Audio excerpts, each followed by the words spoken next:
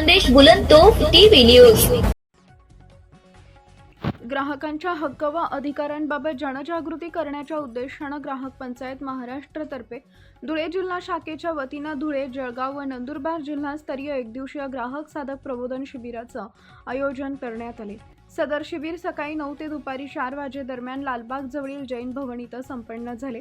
कार्यक्रमाच्या अध्यक्षस्थानी ग्राहक पंचायत महाराष्ट्राचे राज्याध्यक्ष डॉक्टर विजय लाड होते, तर शिबिराचे उद्घाटन ग्राहक पंचायत महाराष्ट्र राज्य सचिव अरुण वाघमारे यांच्या हस्ते करण्यात आले।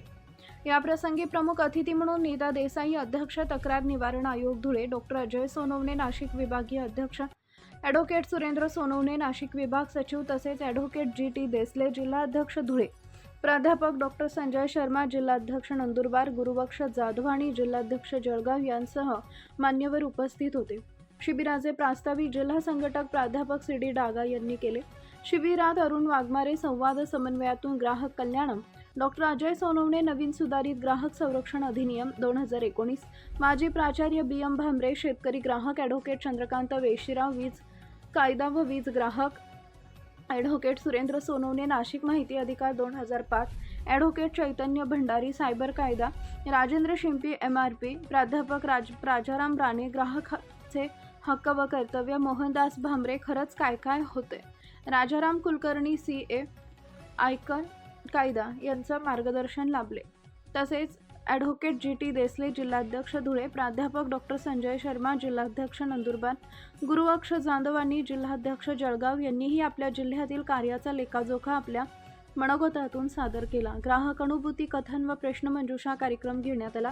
यावेळी प्रश्नमंजुषेतून आजच्या कार्यक्रमात पुण्य कुणी कमावले, तर ह्यातून जिल्हा संघटक प्राध्यापक सी.डी. डागा यांना पसंती मिळाल्यावर त्यांचा राज्याध्यक्ष डॉक्टर विजय लाड यांनी विशेष सन्मान केला।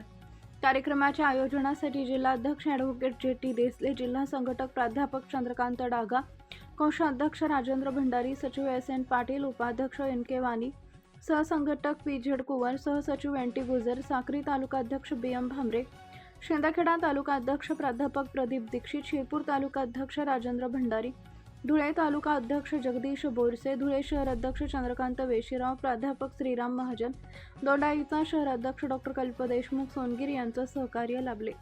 यावेळी धुळे, जळगाव, नंदुरबार जिल्ह्यातील ग्राहक पंचायत महाराष्ट्राचे पदाधिकारी व ग्राहक साधक मोठ्या संख्येने सहभागी झाले होते। सूत्रसंचालन जिल्हा संघटक P.Z. कुवर यांनी केले। शिबिराची सांगता पसायदानाने करण्यात आली। मुख्य संपादक यादवराव सावंत। आदरणीय ग्राहक रवींद्र माधव जोशी,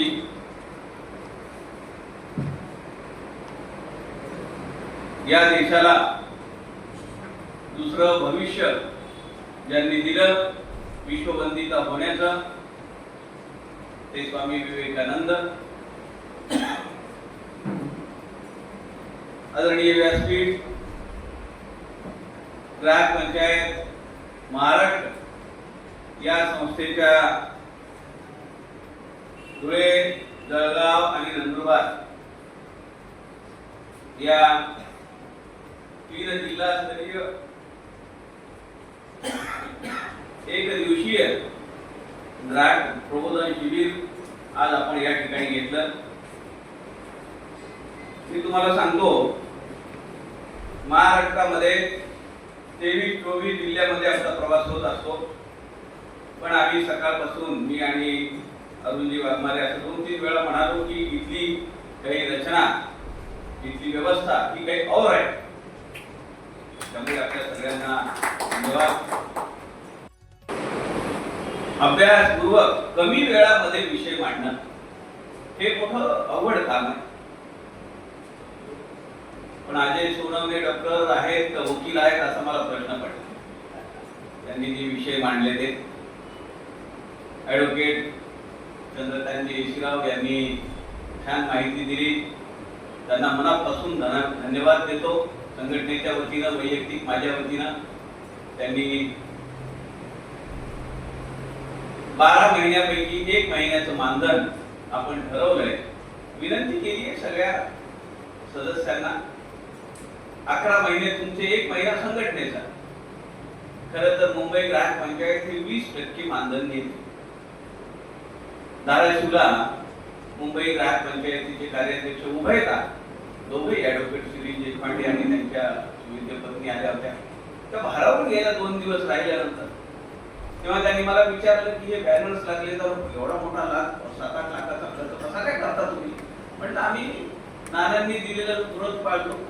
गंगेच्या जवळ जायचं, लोटा धरून रिकामा घेऊन गंगेचं पाणी घ्यायचं, गंगेची पूजा करायची आणि तिथंच पाणी टाकून रिकामा लोटा घेऊन घरी यायचा. म्हणजे आम्ही 20% घेतो. आमचे 4 CGRF वर सदस्य आहेत. आपण 1 महिन्याचं मानधन घेतो 12 महिन्यापैकी, ते 10% सुद्धा होत नाही. मामले सरांनी शेतकरी ग्राहक हा विषय छान मांडला.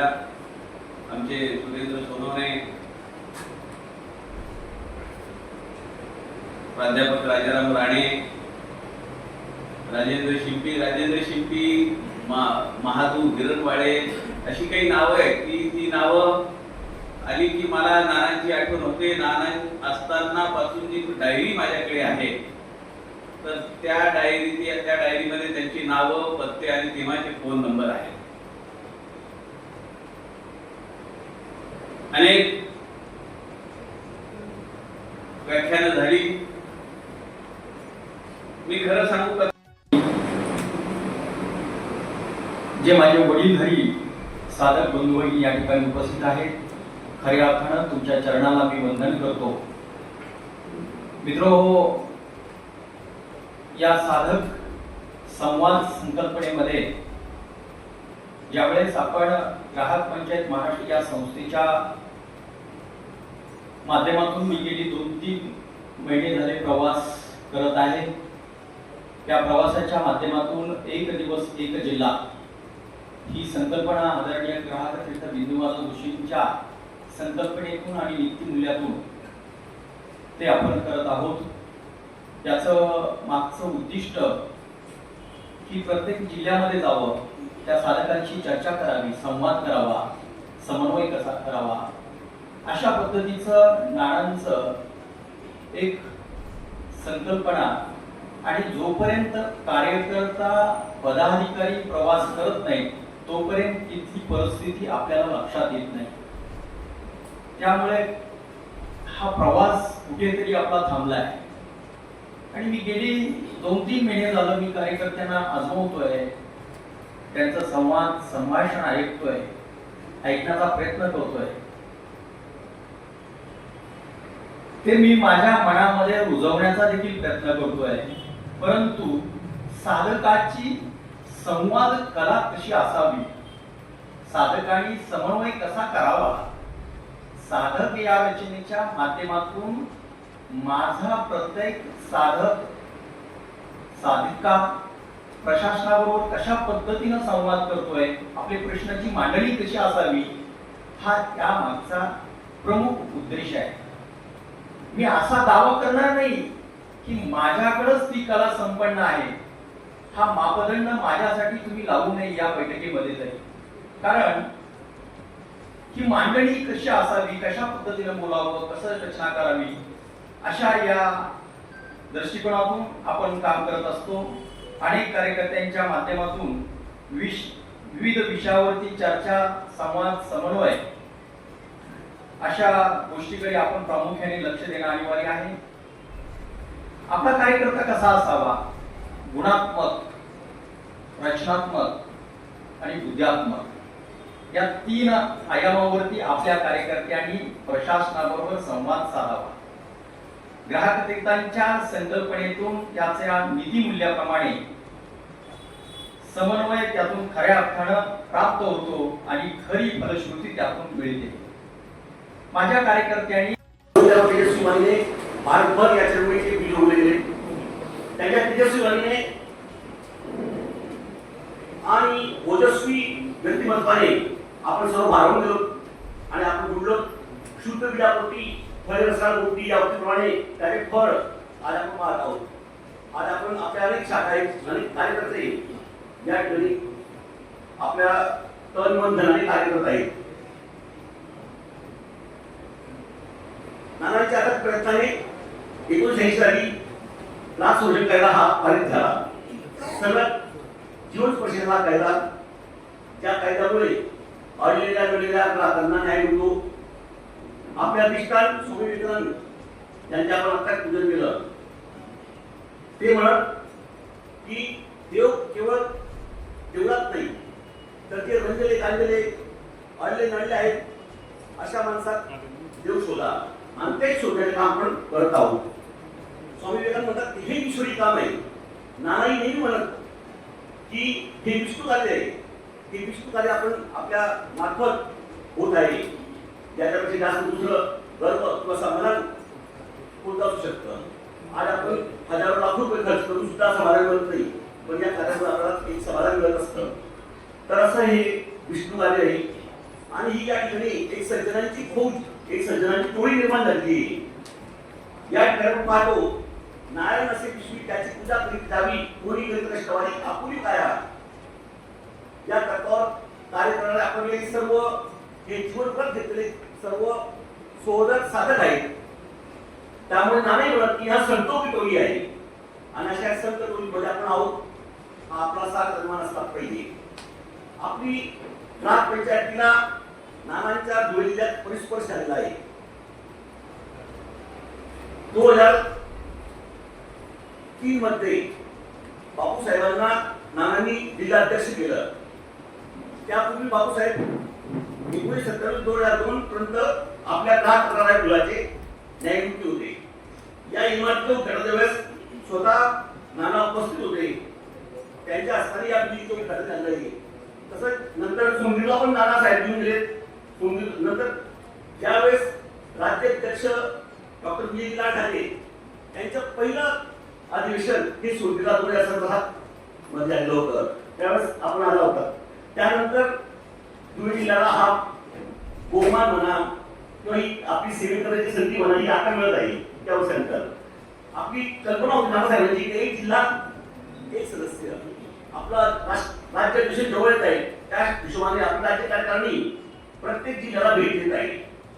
जिल्हे जास्त आहेत, प्रत्येक जिल्ह्यात त्यांना भेटदर्शन केली म्हणून आपण 3 जिल्ह्यांचा धुळे जळगाव आणि नंदुरबार 3 जिल्ह्यांचे एकत्रित हा जिल्हा मेळावा आयोजित केला आहे. आमचे 60 युनिट आहेत.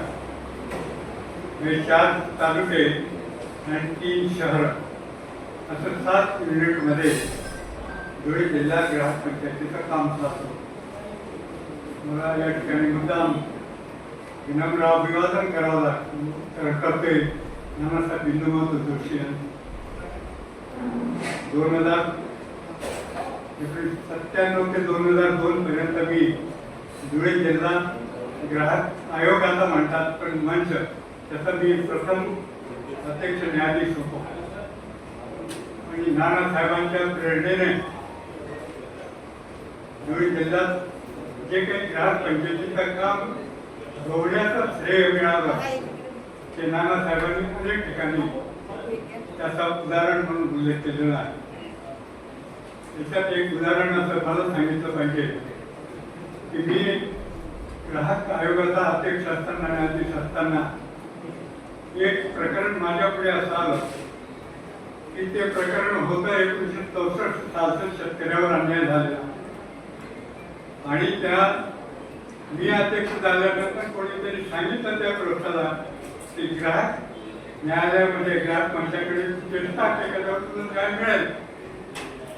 त्याप्रमाणे ते ग्राहक मंचात त्यांनी केस टाकली.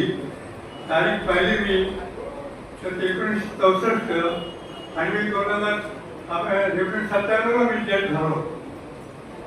मी एक सर्व कागदपत्र पाळलं आणि माझी खात्री झाली त्याच्यावर अन्याय झाला. मी 1964 ते 1997 पर्यंतचा किती वर्ष असेल इतका वर्षाचा विलंब माफ करून टाकला. दिले माफ म्हणतो आम्ही त्याला. आणि त्याचा मात्र निर्णय केला आणि मग त्याला नुकसान भरपाई मात्र मिळाली त्या पक्षकाराला. आणि